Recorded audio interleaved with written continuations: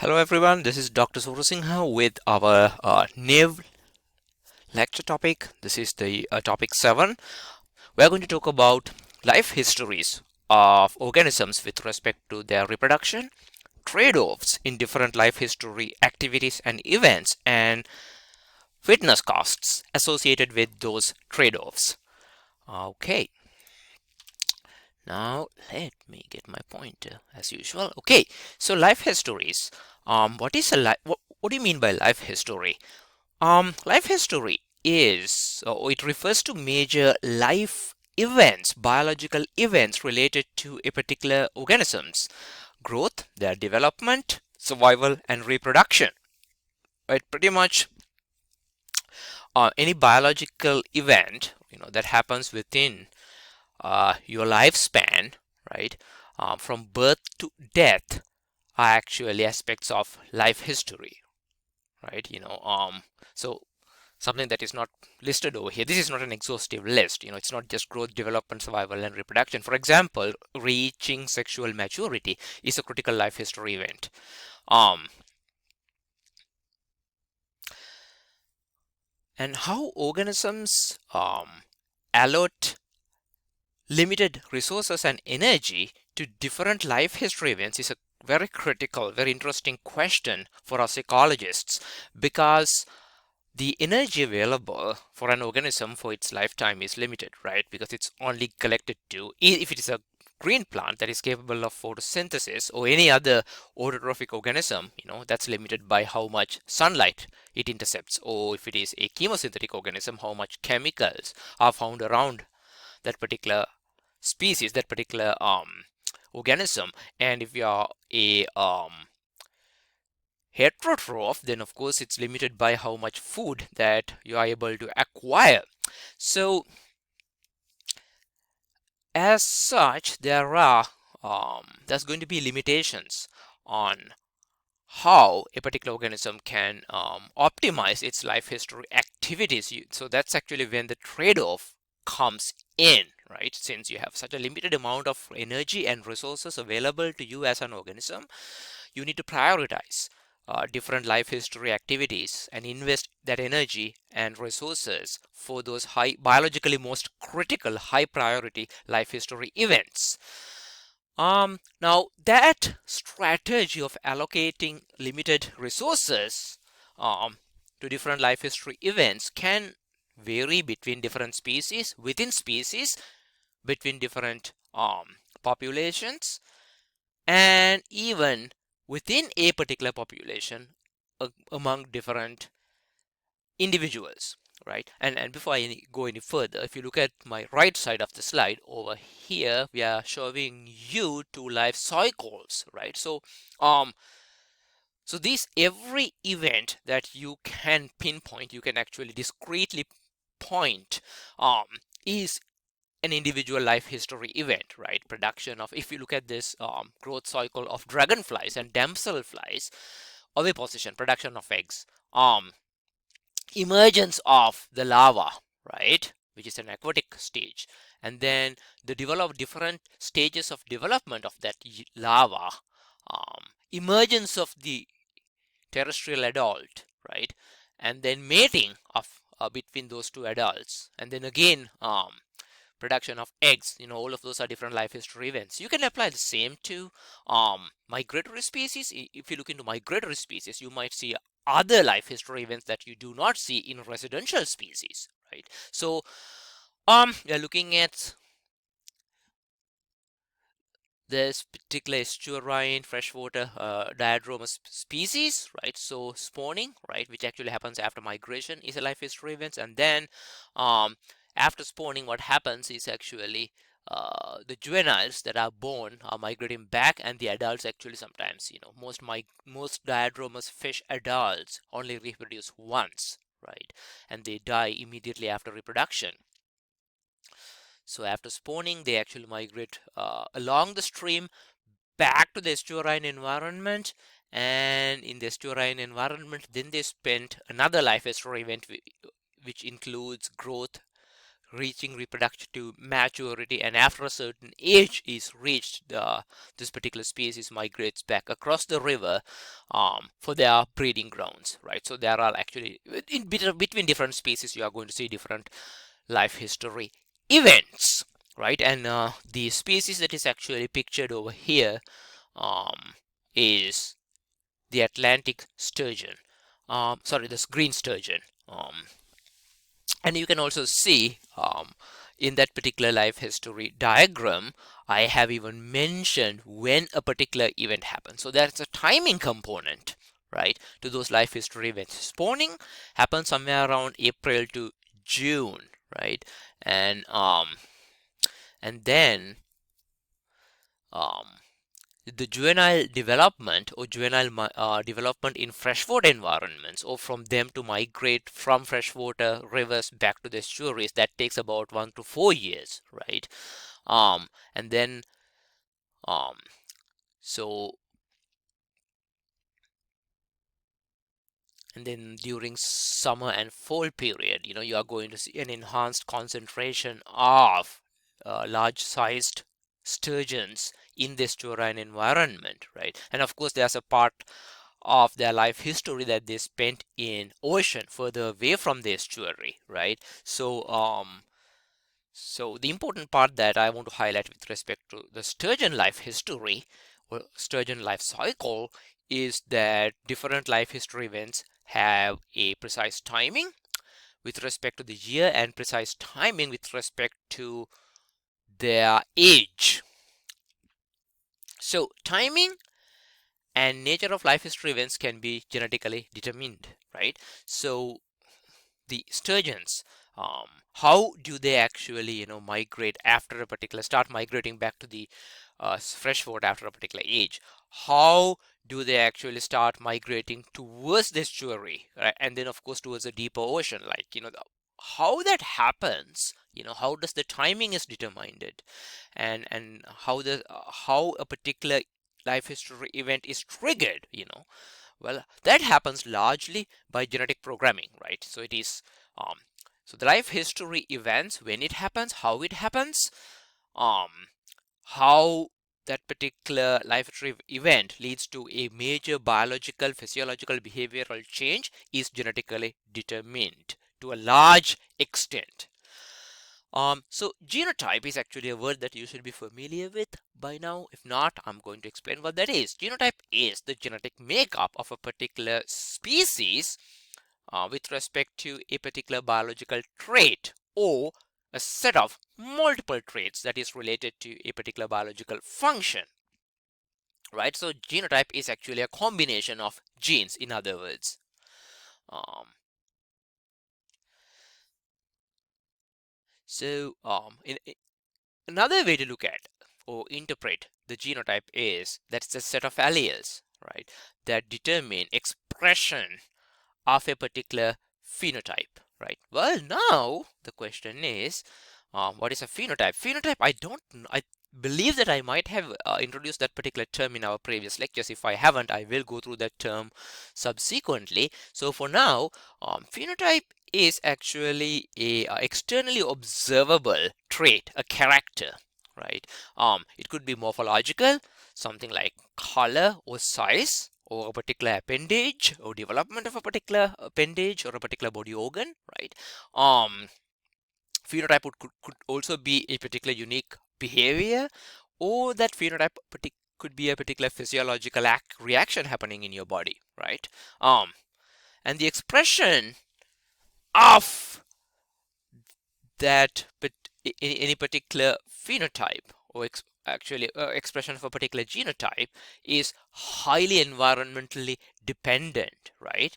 So a particular so you know the connection between genotype and phenotype now, right? So genotype is genetics, right? The genetic makeup, right? And that genetic makeup drives a particular phenotype. It actually expresses itself as a phenotype, but expression, the development of that particular phenotype, right, or expression of that particular genotype is environmentally dependent. It could be temperature dependent. For example, migration of fish is largely driven by temperature or availability of food or changes in the availability of food.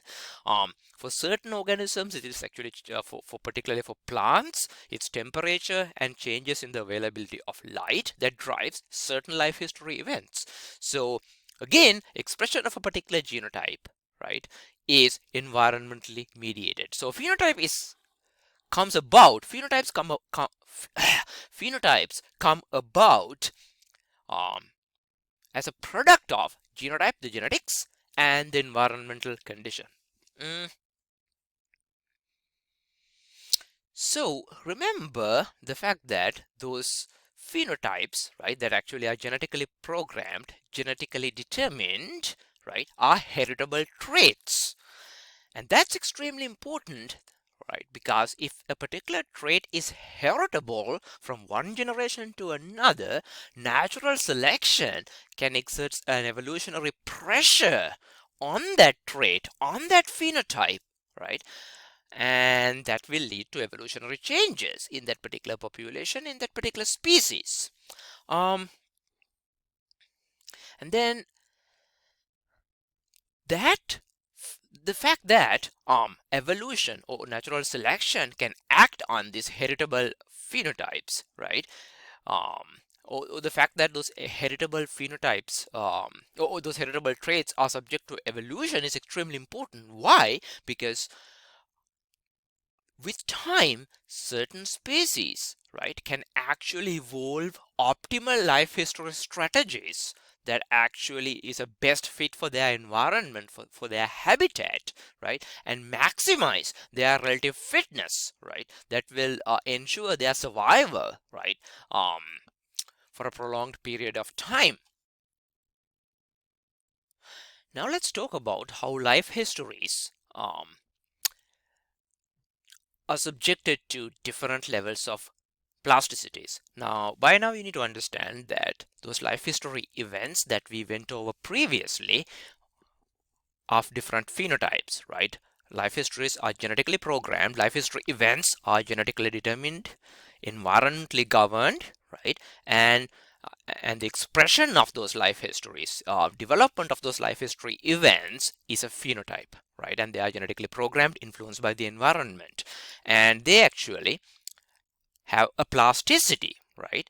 Okay, what does that mean? Phenotypic plasticity or plasticity of life history environments is an instance where a single genotype leads to production of different phenotypes under variable environmental conditions, right? Again, when a particular genotype produces different types of phenotypes under different environmental conditions, you get phenotypic plasticity. Now, life history events, life history traits are also phenotypes. As such, right, the phenotypic plasticity principle can be also applied to life histories.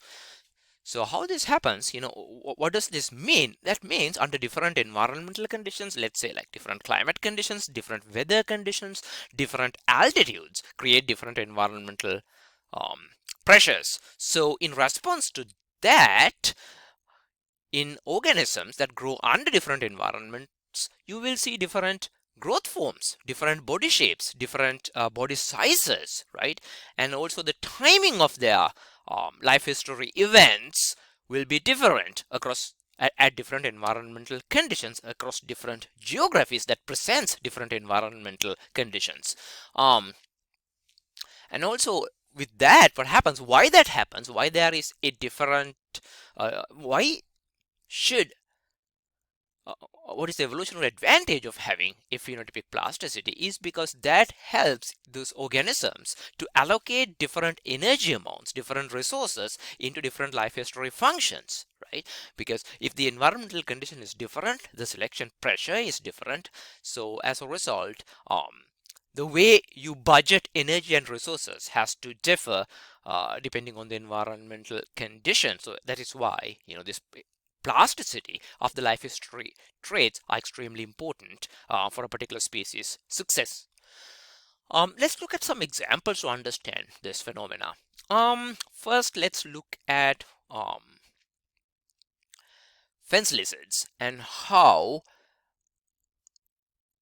their body sizes differ across different latitudes, right? So what we are looking at, the species we are looking at is the eastern fence lizard, this guy that you see in that map.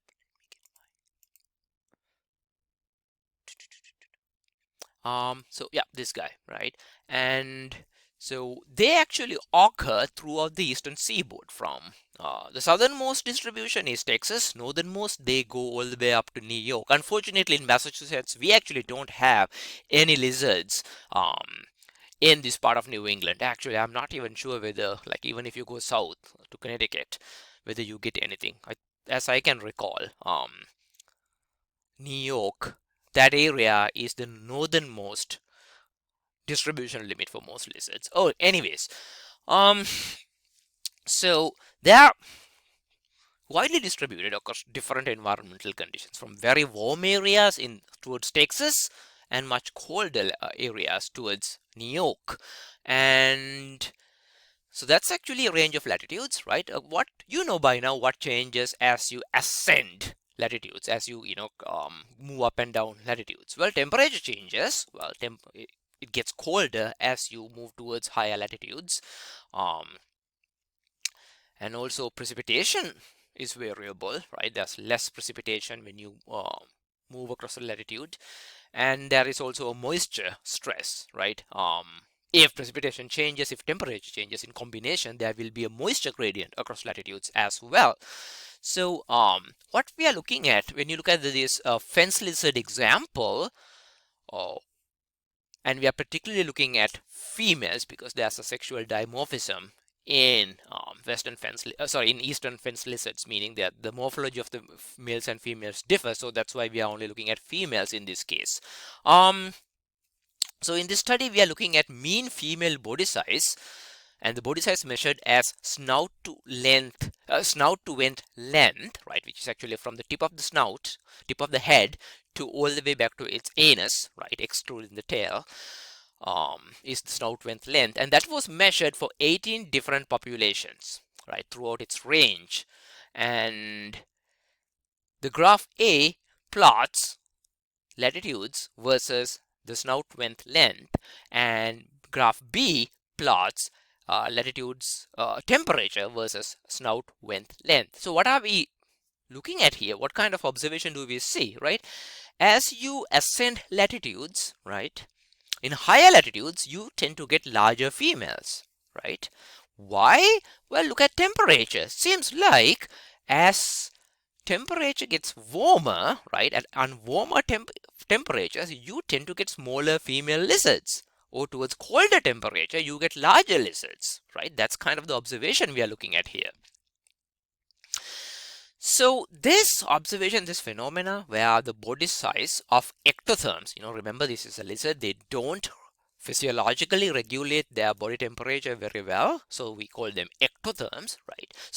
So the phenomena where ectotherms body sizes gets larger in colder environments, right, is called Bergmann's Klein or Bergmann's rule, right? But I'm not worried about you memorizing that particular term.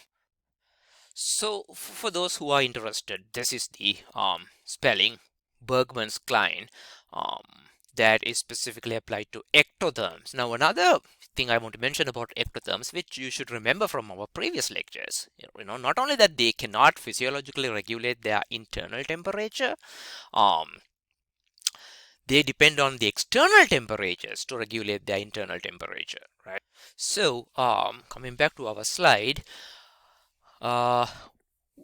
it's also interesting to understand why Bergmann's Klein exists. What is the evolutionary advantage of that? Well, when you're experiencing lower temperatures, right, it takes long time for you to grow, because at higher latitudes, not only there's a lower temperature, but the growth season is also limited, which is related to lower temperature, right? You only have like few months, few weeks for most biological activities to happen. As a result, it takes longer time for any organism to grow under cold environments, under higher latitudes. So as a result, these lizards reproductive maturity is delayed, right? Because it takes long time for you to grow and become an adult. So, and also in higher latitudes, you know that the diversity is lower. As a result, there's less predation risk and there's little competition. I mean, even if you look at New York, or like, this the northernmost end of their distribution, there aren't many other lizard species, right, that compete with this guy, right? And of course there aren't a whole lot of predators either. So there's less predation pressure, there's less competition stress, right? So that's actually, so look at that evolutionary pressure that these guys are experiencing. Not predation, not competition, but uh, delayed reproductive maturity is a problem, right? So as a result, in combination of all of these, the juvenile survival of cold environments in these lizards are quite high, extremely high. And because of the delayed reproductive maturity, what happens is the energy is not spent on reproduction or producing gonads, not producing eggs, or eggs in this case, because we are looking at females, right? So as a result, these lizards invest all the energy they acquire by food into growth, right? And then that's also beneficial. Why then actually, like they can quickly grow and achieve a larger body size, and then invest quickly on sexual reproduction. So that's actually an evolutionary strategy where they try to develop the best life history traits that optimizes their survival and their and the chance of moving on to the next generation. So with that kind of a reproductive strategy, when you invest more energy on your body growth and subsequently achieving a larger size, those female lizards tend to be also very fecund. What do you mean by fecund? Fecund means producing a large number of eggs. And this is a spelling fecundity, meaning um, ability to the ability to sexually reproduce by producing eggs, right? Highly fecund meaning producing a large number of eggs, right? So it's a term that reflects the reproductive fitness of females. Okie dokie. So there you go. Now you know why females living in higher altitudes, or higher latitudes, not altitudes, higher latitudes are larger, because that helps them to achieve larger body sizes, right? And because there's higher juvenile survival, so thereby with the delayed reproductive maturity, they put up larger body sizes, which ultimately helps them to be greater in reproductive fitness in colder, high latitude environments. The next example is a plant, Pondicera pine, this guy that you see over here, right? And open up that one, this guy you see over here. So what about that one? Look at these two figures now, right? So you are looking at two different populations here, right? And their range is generally from northern Mexico to southern British Columbia. So they also have a very wide range on the western coast of North America. So the blue colors refers to populations growing in cool, moist climates, particularly towards the northernmost part of their distribution, right, where you look, particularly towards British Columbia and Pacific Northwest, you actually get those, cold, moist environments, particularly more towards the coast. And then towards the southern distribution in northern Mexico, where you have these desert environments, and southwestern United States, you get more of the desert climate, and those populations are marked in the red color. Now let's look at the diagram, this plot, right? X-axis trunk diameter, y-axis leaf biomass. Okay, so for a particular trunk diameter, right,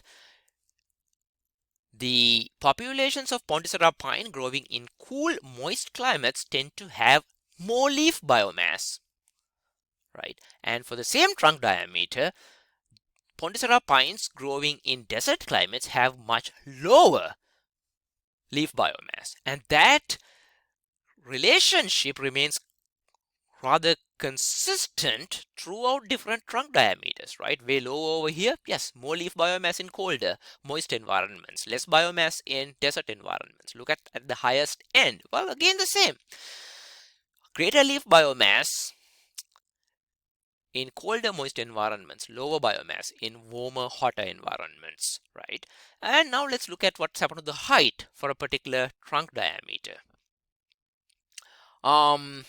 So for a particular trunk diameter, right, the Pontissera pines growing in cool environments actually reach a greater height, right? And that relationship is consistent across different trunk diameters, right? No matter, regardless of the trunk diameter, for a given trunk diameter, right, Pontissera pines achieve a greater height if they are growing in colder, moist climates, and lower height if they are growing in desert climates, right? Now that is actually an adaptation to, what is the evolutionary advantage? Well, adaptations to growing in desert environments. A plant growing in desert environments cannot afford to have a greater leaf biomass. Why? If you have a greater leaf biomass, then you actually risk evapotranspirative water loss and thereby desiccation. To minimize evapotranspiration, it makes sense to produce lower biomass. So that's actually an adaptive strategy, right, to counter hot desert weather or desert climate. That is two good examples for you to think about, to you to know how phenotypic plasticity occurs among life history traits. One plant example, one animal example. Now let's continue on talking about the phenotypic plasticities observed in life histories. The previous one is with regard to sizes, right? The body sizes, snout width length for the lizards, and the height and the leaf biomass for the plant. Well, life history plasticity is not just limited to that, right? It could be observed in feeding and foraging habits, and I'm going to explain that with respect to Mexican spadefoot toad. So Mexican spadefoot toad is actually not actually a toad, it's actually a frog. And this guy you see in the middle of this diagram, and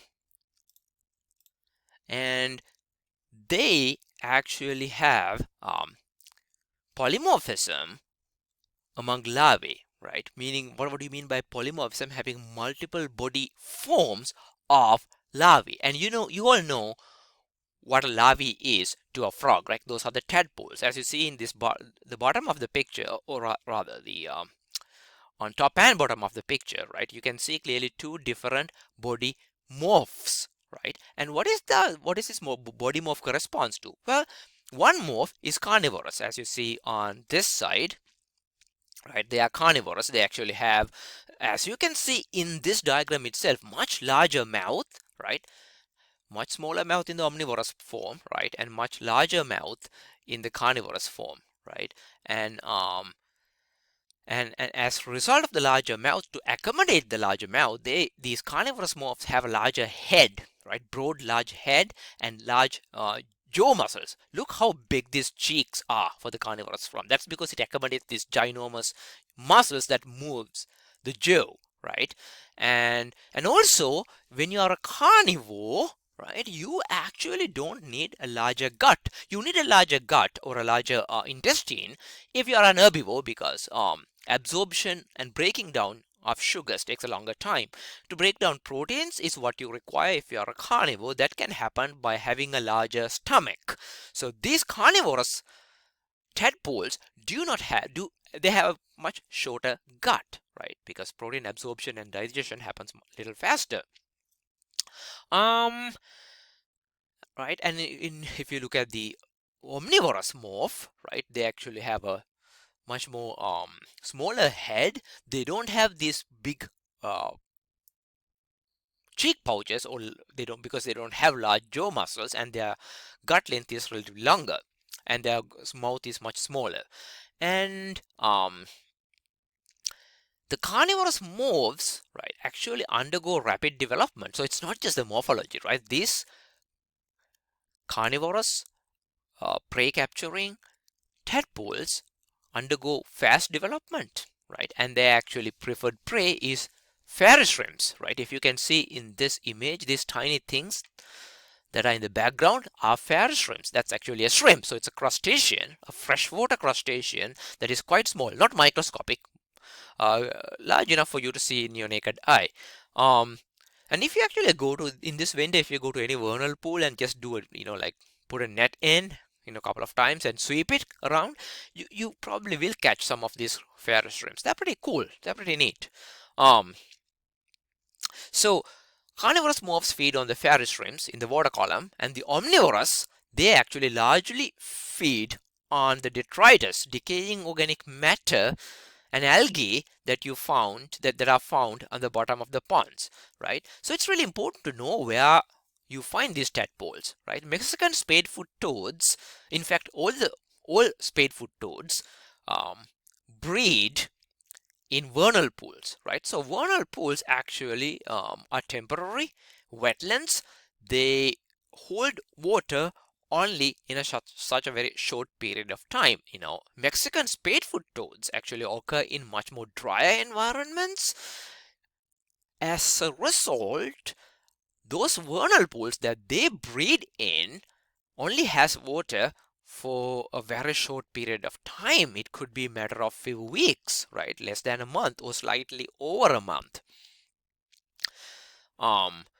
So some of those vernal pools with this short hydro period, meaning short period where they have standing water, those pools shrink rapidly. They lose water rapidly. As a result, the organic matter that they accumulate could be quite lower, right? So that actually creates an evolutionary pressure against the omnivorous morph, because for an omnivorous morph, they feed on detritus and algae and mosses, right?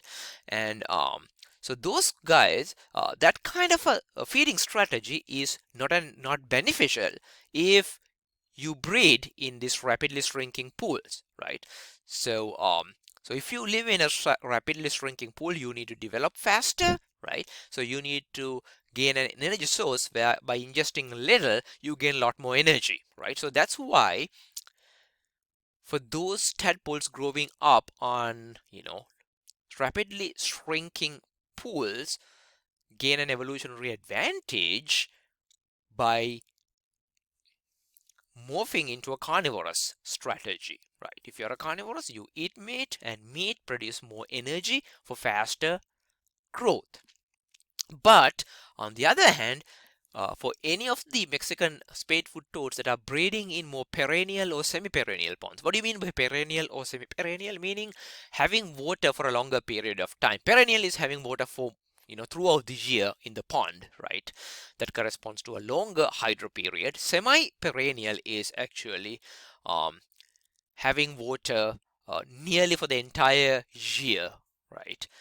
And in that case, those ponds will accumulate sufficient organic matter, detritus and algae and mosses or other aquatic vegetation on which tadpoles can feed on, right? So if there's no risk of drying, right, if there is no scarcity of organic matter, omnivorous morphology is beneficial, because then they can, the growth will be slow, development will be slower, but that's fine, because there's plenty of time for growth and metamorphosis, right? Because the perennial, semi-perennial ponds will provide sufficient resources and water until the tadpole completes its metamorphosis.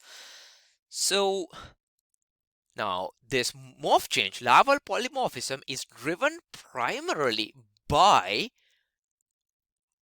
the longevity of the pool, right? How long that the pool has water. That's number one. Number two, whether that pool has sufficient organic matter, right? So another fun fact is actually when pools shrinks, if the pool shrinks rapidly, there's a greater chance that rapidly shrinking pool to have fairy shrimps, because fairy shrimps too prefer to breed in temporary wetlands as opposed to perennial ponds. So then those two factors, right? The time length the pond has water, or the hydro period, and the organic matter content, um, or the food resources available, are the drivers of the larval polymorphism. And in fact, that particular larval polymorphism is inducible, right? You can actually experimentally introduce these tadpoles to an environment with fairy shrimps, or to an environment with detritus, and you can actually, across different generations, and in certain cases even within the same generation, you can induce um, this larval polymorphism, which is actually really interesting, right? Usually it actually takes multiple generations for that particular polymorphism to induce, maybe like even within, like from generation A to B, right? From mom and dad to its kids, that particular polymorphism can be induced. But the fun fact is, in one study I read few years back, actually they mentioned um, this polymorphism can be even induced in early larval stages, which is really fascinating. So within a generation, this group of scientists have induced polymorphism in these tadpoles.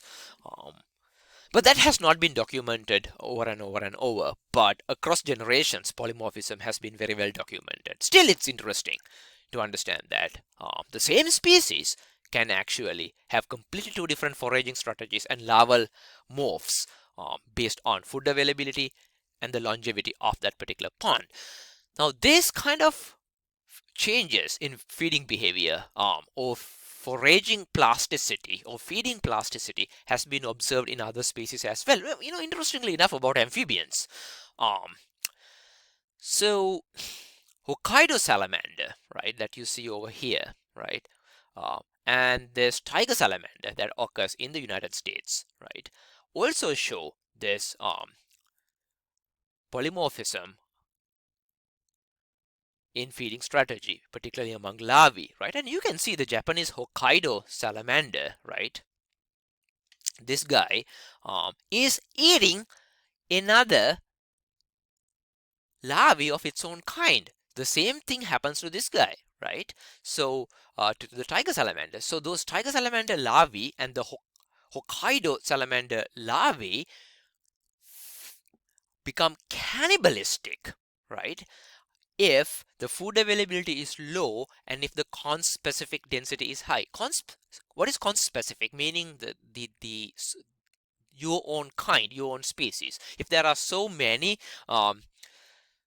individuals of the same species in the same vernal pool, these guys will become cannibalistic and eat their own kind. If there's a lower density, they will not be cannibalistic. They will be just carnivores feeding on other stuff.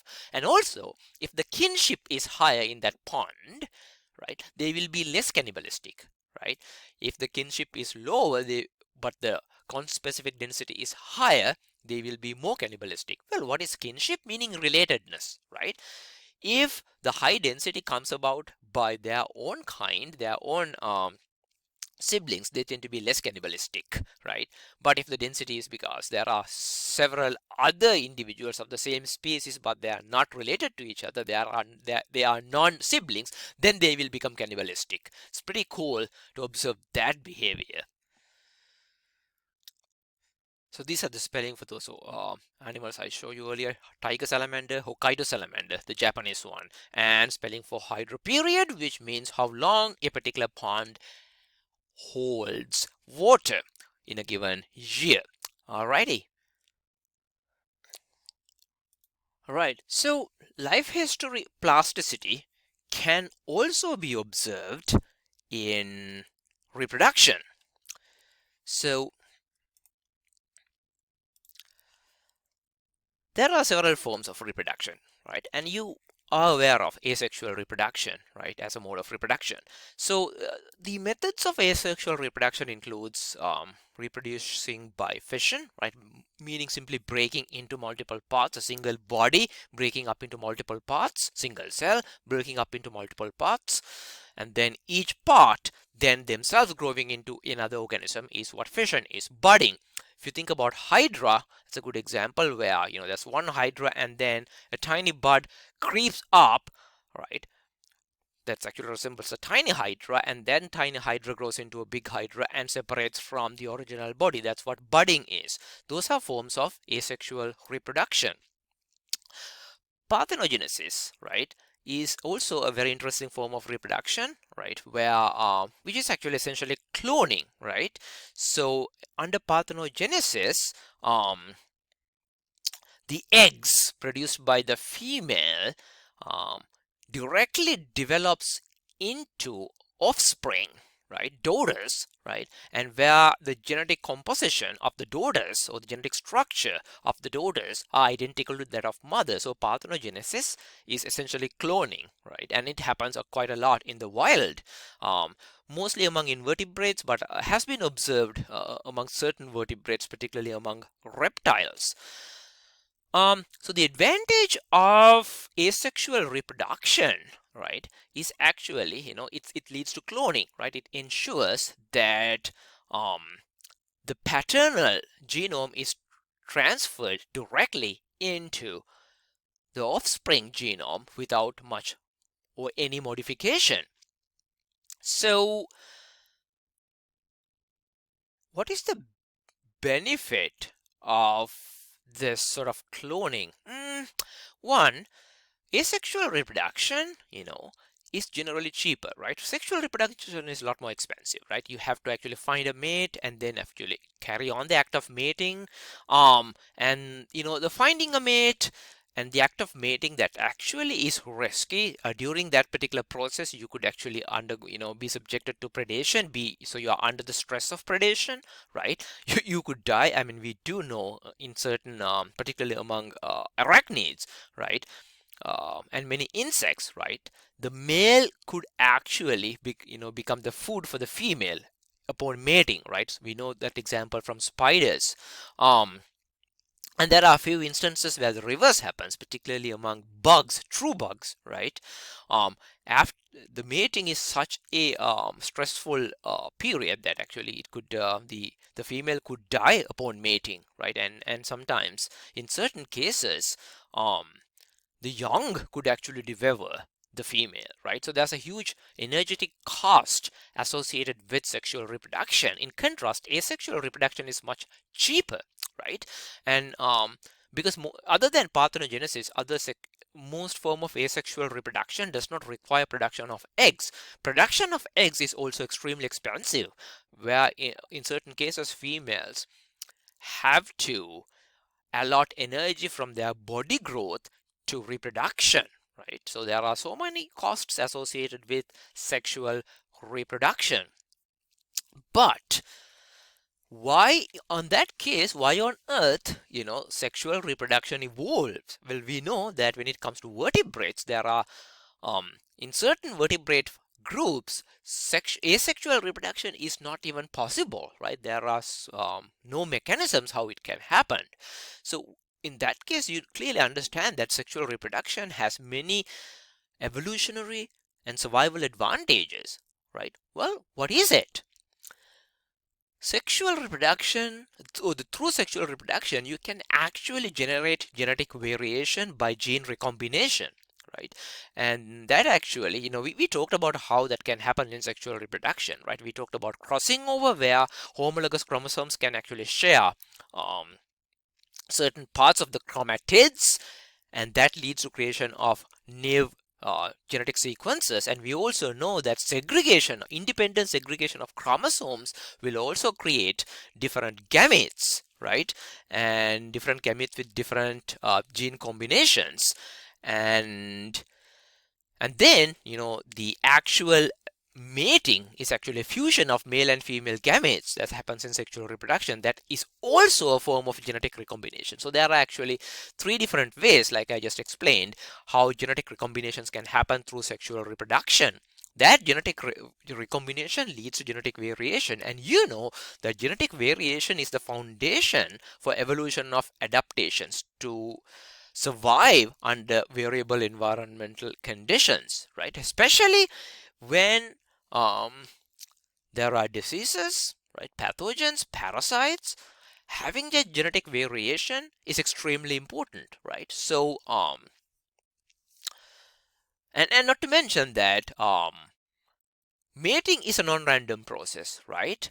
Mating cannot happen between two ma- any male and any female, right? It has to the mate selection process ensures that only the fittest male and fittest female gets to reproduce, right? Because the mates are picky, females are picky. If and in the when the sexual role is reversed, males can be picky, right? So, because mating is a non-random process, because mating happens only amongst fittest individuals in the population, right? It helps to purge deleterious genes, right? Any weak genes will be removed from the population. Weak individuals will not get to reproduce. Females will not choose weak males, right? Females will also pick the males with the best ornaments, best coloration, largest size, who can do the best dance. The same situation if the sex role is reversed. So non-random mating ensures purging of deleterious genes and enhances the frequency of beneficial genes. So now that is actually the variability of reproductive modes from asexual reproduction to sexual reproduction, right? And also explaining why each strategy carries its own benefits and disadvantages. Now think about the disadvantages in case of the asexual reproduction. Well, if you are cloning, great if the environmental conditions remains the same, right? Your mom survived. Well, if the environmental conditions remains the same upon asexual reproduction, her daughters will also survive. If the environmental changes, the chances are her daughters will not survive because like those daughters have the same genetic combinations as mom did.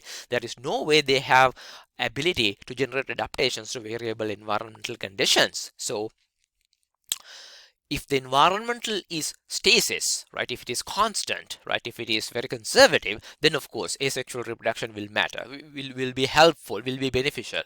Under variable environmental conditions, you need sexual reproduction for that particular species to survive. Let's talk about that example. Talk about that plasticity with respect to an example from C. elegans, right? It is actually a free-living, non-parasitic nematode, right? Caenorhabditis elegans, in short, we call it C. elegans. Um, so what is about this nematode, this roundworm? Well, it actually has two different reproductive strategies, perfectly capable of carrying both of them, right? And you could observe both in any given starting population, right? So they are generally hermaphroditic. What does that mean? Um, Hermaphroditic means actually they can have both female and male reproductive systems, both male and female reproductive systems, organs in the same individual. So both can, so a single worm can produce eggs as well as sperms. Because of that, right, they can actually undergo self-fertilization. Eggs from one individual can be fertilized with the sperms produced by the same individual, right? Now, that is called selfing, right, or selfers, right? And the other option is actually outcrossing. What does that mean? Outcrossing is actually when one individual's eggs are fertilized by sperms from a different individual of the same species. That's called outcrossing. So selfing, right, is actually genetically conservative, right? It's actually, does not generate much genetic diversity, right? Because the eggs and the sperms are coming from the same individual. But in contrast, when you look at outcrossing, right, you are crossing eggs and sperms between two different individuals, so chances of creating genetic diversity is very high, right?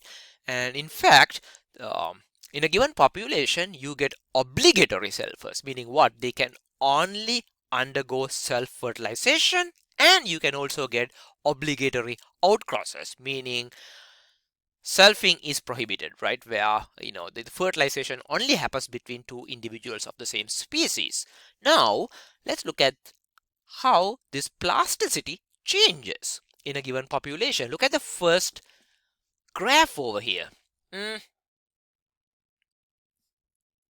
So x-axis number of generations, kind of with time, right? And y-axis is the percentage outcrossing, right? So the red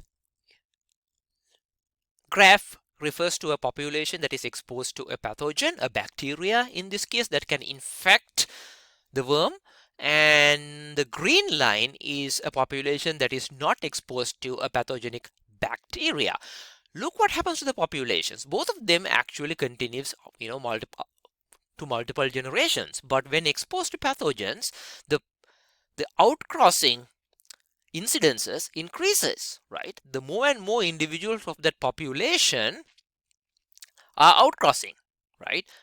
When exposed to a changing environmental conditions. Well, why? Of course, because if there's a pathogen, that's an environmental stress where you require immunity against a disease to fight a pathogen, right? So creating genetic diversity is beneficial in that case. As a result, right, it favors obligatory outcrosses, right? If you are not exposed to, if the worms are not exposed to a pathogen, to this bacteria, well, then there is no point of evolving genetic diversity because the environmental conditions remains at stasis. So as a result, the percentage of outcrossing is either going to be constant or declining. Let's look at the other graph on the bottom, right? So we have three graphs over here. The black one indicates obligatory selfing without a pathogen. The orange or the yellow line corresponds to a wild population of the worm, right? Well, it's a wild population, so they are going to have bacteria, right? And then the blue one is actually an obligatory selfing population in the presence of bacteria. So if the population contains only selfers, right, with bacteria, they will not survive. That population will crash, as you see over here, right? They start at a very high survival rate, but when you are exposed to the bacteria, you keep declining until all worms are exterminated by the pathogen, right? Where you end up with a zero survival, right? Now, without bacteria, right, the obligatory selfing population will persist 100% survival, as you see in the black dots, right? And look at the wild population, right? Wild populations has both obligatory selfers and obligatory outcrosses. So with the presence of bacteria, that mixed population will still persist, because when the bacteria is present, of course, the obligatory selfers will actually dwindle, they will die out, but that dying individuals will be replaced by obligatory outcrosses, right? So that's actually why the wild population is surviving, while obligatory selfing populations will decline or become extinct in presence of bacteria. And just to tell you again what a hermaphrodite means, is actually an organism or a species that has complete or partial reproductive organs and produces gametes that are normally associated with both males and female sexes. To simply put, that's actually a more complicated definition. Simply, a hermaphrodite is an individual that carries both male and female reproductive systems, reproductive organs, thus are capable of producing viable sperms as well as eggs. Voila. This is another example for life history plasticities with respect to reproduction. And in this case, actually, I'm talking about sequential hermaphroditism, right? Earlier, we talked about hermaphroditism between different individuals of the same population, between self-crossing and self-fertilization and outcrossing, right? Here we are talking about sequential hermaphroditism, which means the evolution or development of male and female reproductive organs happen in the same individual in different time frames, so hence sequential, right? Male and female reproductive systems developing inside the same individual in different time frames sequentially. So the example is coming from clownfish changing sex as they age. So let's explain how this happens with respect to this top diagram with the clownfish. This is the clownfish and how it looks like, and you know it associates sea anemone environments. And clownfishes live in a family unit, right? And in a given single family, you have a dominant large female, right? A non-dominant male, and these two are the parents that can mate, and these three guys are actually their kids. They are sexually undifferentiated. You do not, if mom and dads are both alive, you don't know whether these kids are males or females.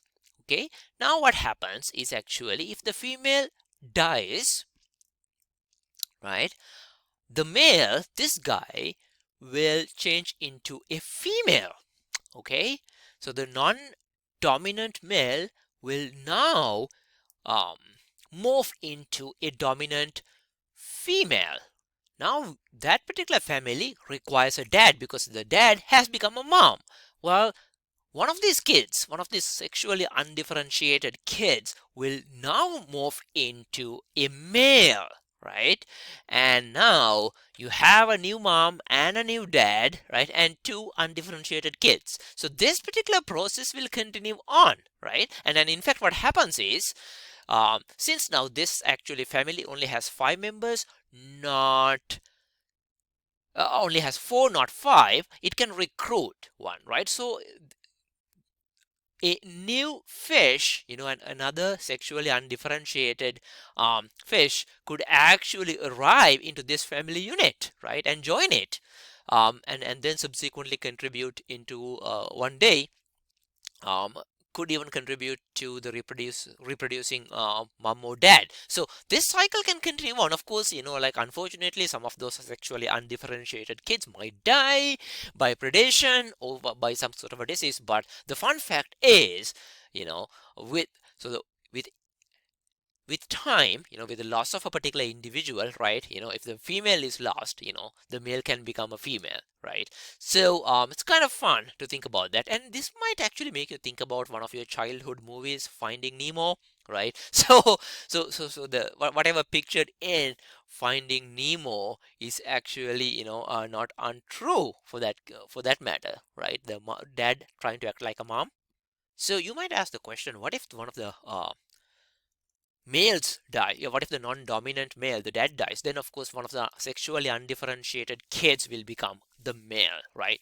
The female is not going to reverse back to the malehood, right? And you can ask the question, so does this female actually has, always was a male before that? Yes.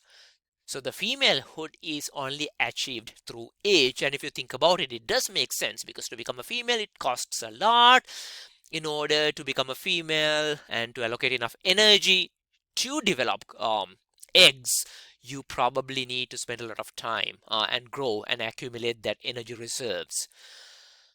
Quite interesting situation. Something very similar happens in these guys. Those are actually parrotfish, right? So some male parrotfish actually maintain a harem of females, right? So what happens if the dominant male dies? One of the females in the harem will change its gender and color and become a dominant male. So in the parrotfish, it's actually the male that is dominant, not the female like in the clownfish. And you can see the top image is actually a male. It's much more brightly colored and larger, and it is dominant. It's very territorial, and it will defend its harem of females. When it dies, the next female in succession will morph into a male and assumes the dominant role of the rest of the harem. It's again quite interesting to understand that, right? So in this case, um, older, mature fish becomes the male. Very similar to the case of clownfish, but kind of the reverse in terms of the sex role and the maturation sequence. Now to plants. I mean, you guys know already how much I love talking about plants, right?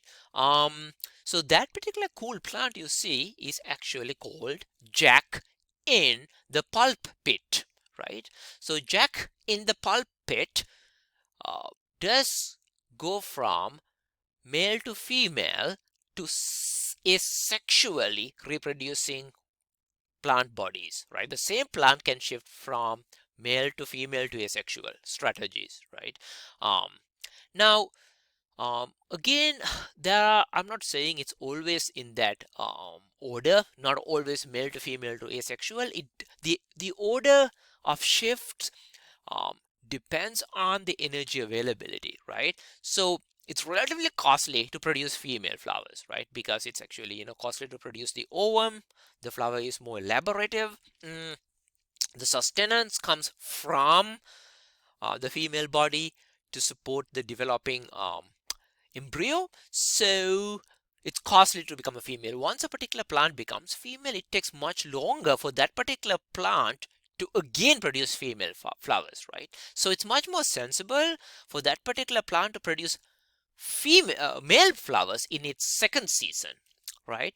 And after that, it further depletes its energy, and then it actually has the option of going to the asexual or the vegetatively reproducing or asexually reproducing form, right?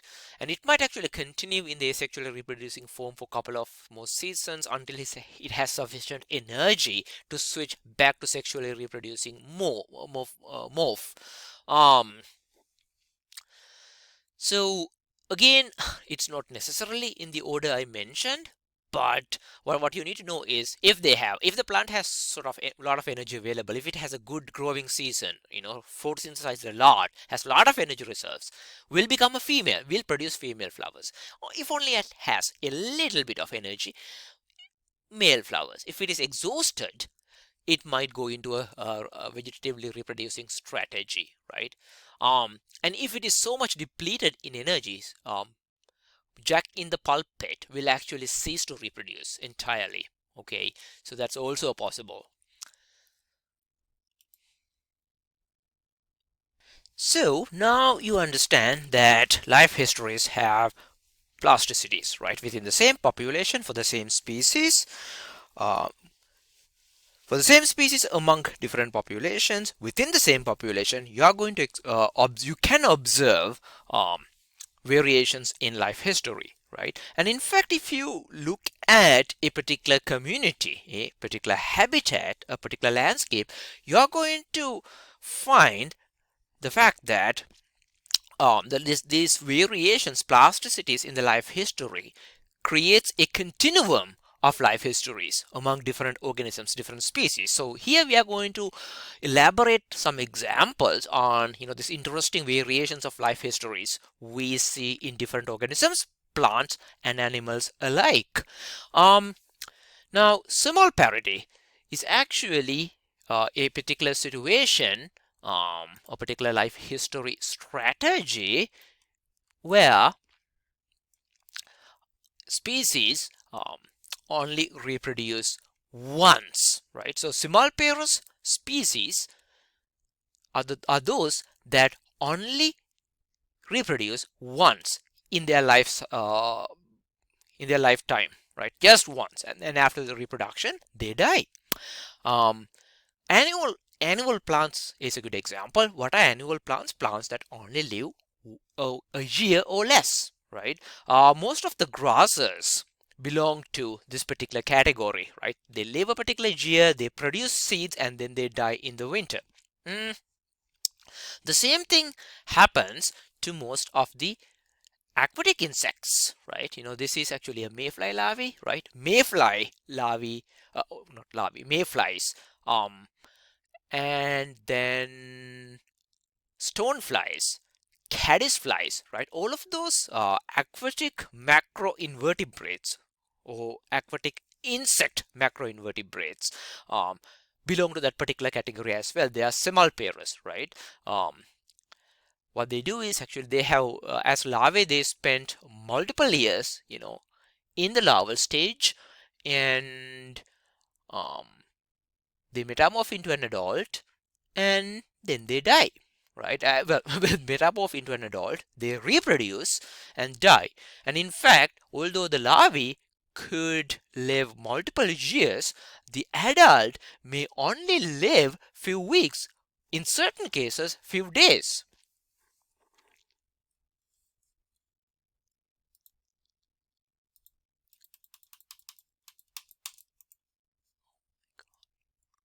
So aside from this mayfly, right, we also have cicada as a good example here, right? This is a cicada emerging, right? So you know about cicada life cycle.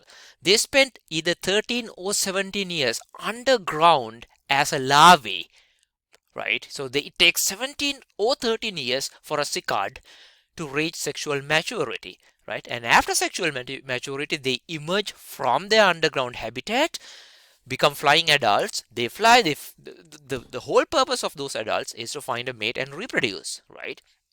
For mayflies, caddisflies, um, uh, and as well as for the cicada, right? The adults live very short period because their only job is to sexually reproduce. And after sexual reproduction, they are exhausted of energy, and they die, and they are not equipped for feeding. And some of those adults are non-feeding, right? Those mayflies are not equipped for feeding.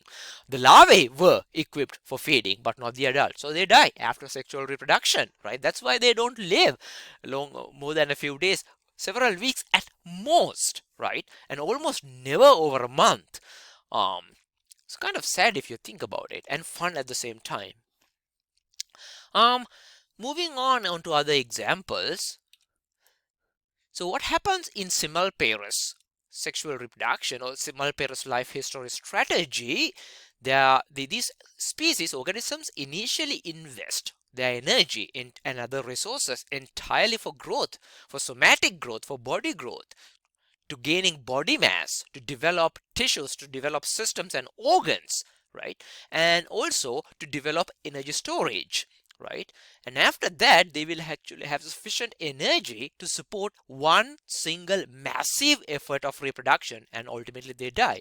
Now, in the case of cicada and mayfly, caddisfly, and stonefly, all the individuals in that population, in a given population, in a given habitat, do this at the same time, right? So their life cycles are synchronized. So it's not only just single individual or few individuals emerging, right? So many stoneflies, so many caddisflies, so many stoneflies emerge at the same time from water. The same case in cicada, all of them emerge at the same time, right? So during the emergence, you see clouds of flies emerging from water and trying to look for a mate. So it happens in massive numbers among many individuals at the same time. So which is actually the beauty of this process, right? And again, if they get to reproduce, great, they die. If they don't get to reproduce, they don't get another chance, they too die, right? So as a result, you see tons of dead flies on the river banks during the season these guys emerge. Now let's talk about some plants. Century plant, right? They actually live up to 25 years, right? Where they continue to gain vegetative growth, right? So the vegetative growth is only limited to this particular plant part where you get the foliage, and then this component, which is actually the inflorescence, the flower, the compound flower, is actually account for a huge biomass of the entire above ground plant body, as you can see, right? So that flower stalk can grow up to 20 feet in length, right? But that happens only after 25 years of vegetative growth. And um, so century plant do reproduce, plants can reproduce, but that reproduction before the 25th year can only happen through vegetative propagation. And if you look at my photograph, I'm pretty sure one plant actually came first and the other plant was a vegetative clone of the former plant. So they can reproduce, but sexual reproduction will not happen before the 25th year. Um, there is another plant that is not, I don't have a picture of that, I believe. I don't think I have a picture of that. Is the Hawaiian silver sword, um, which is also can live up to 30 years. And it takes about 30 years for Hawaiian silver sword to actually sexually reproduce. And then the next example is one of my favorite, is a Pacific giant octopus. And in fact, I do have a video on that thing. I do want you to, watch that video and learn something out of it. It's pretty cool. Um, so octopus or this Pacific giant octopus lives about 3 to 5 years, right? It's a pretty short lifespan if you think about it, right? And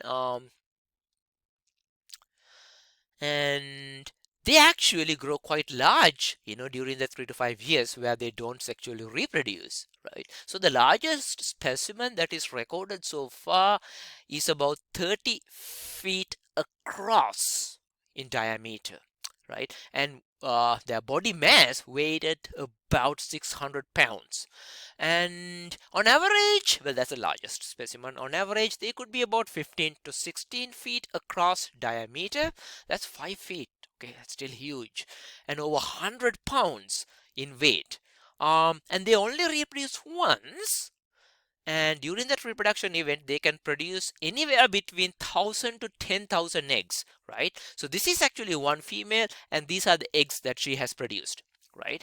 And she attaches those eggs to a particular deep sea substratum, and then she starts brooding these eggs up to 6 months, right? And during that 6 month period, she does not feed. She just guard these eggs and stay in place. She moves around a little bit to ventilate the eggs and so far and so, but she does not feed at all. And after 6 months of non-feeding, when the eggs hatch, she's done. She dies. It's not like she crawls away and start feeding. No, she dies after 6 months of non-feeding. And in fact, in the video you can observe that how quickly she withers and deteriorates. She's pretty beautiful and ginormous when she starts, but after 6 months of agony, right, she wastes away. You can see wounds appearing in her body. She cannot heal herself, and then she dies, right? And in certain cases, after 6 months, a larger predator can easily eat her, right? You can ask the question, who the hell is going to eat something that weighs 600 pounds? Well, or 100 pounds for that matter. um, Deep sea could be a really ominous place, is my answer to that question. And in fact, there are many other examples that we can come up with. I did explain the examples of mayflies and cicadas to you.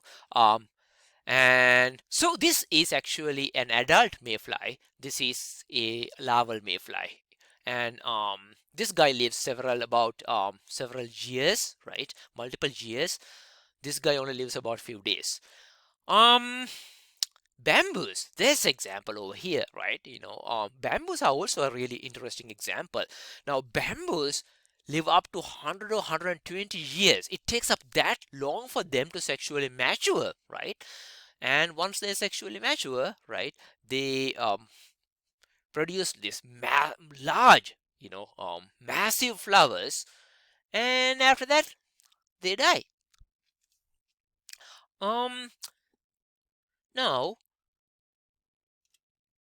the opposite end of simulparity is iteroparity, right? Iteroparous species reproduce multiple bouts, multiple times in their lifetime, right? So they grow first, reproduce, again, continue to grow and reproduce, and that will keep happen, right? And this reproduction could happen repeatedly in every season, multiple times, during a particular season, reproductive season, right? And in certain cases, They could even reproduce seasonally, numerous times in a given year and repeat that over and over. So, um, iteroparous examples for iteroparity, actually largely mammals are iteroparous, right? Most of the perennial plants that live long, those woody plants that you encounter when you're taking a hike, are perennial, meaning they live multiple years and reproduce continuously. Now, the question is actually, this is a life history continuum between simulparity and iteroparity. What is the evolutionary advantage in either case? Well, it is actually comes from the differences in adult and juvenile mortality, right? Um, if a particular species suffers high adult mortality, meaning what? What is mortality? Meaning death.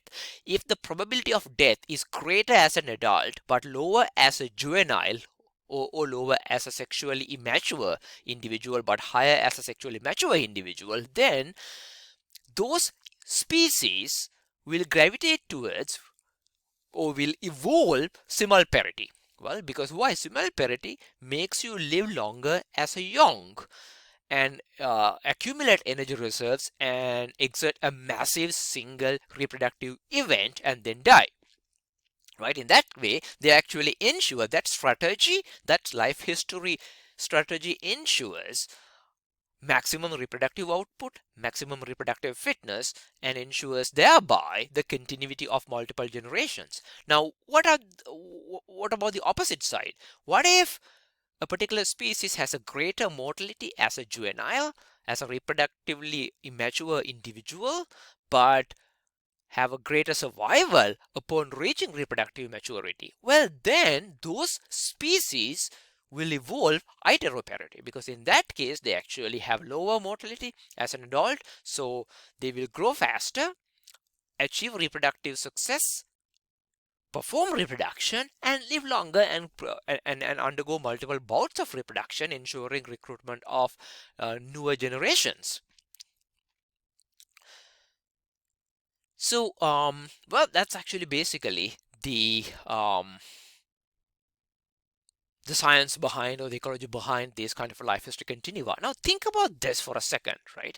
So, sexual maturity, right? Achieving sexual reproduction requires multiple behavioral modifications in an animal's behavior, physiological modifications, right, and also modifications in the structure and the anatomy, right, and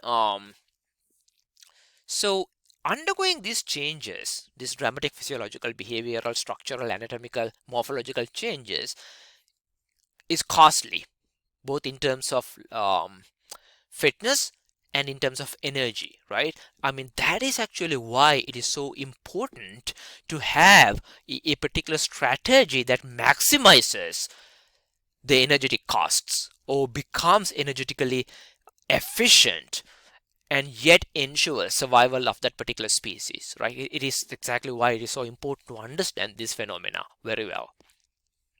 Okay, with that, I'm going to end the first half of this particular lecture, and we will meet you through our second half of the lecture.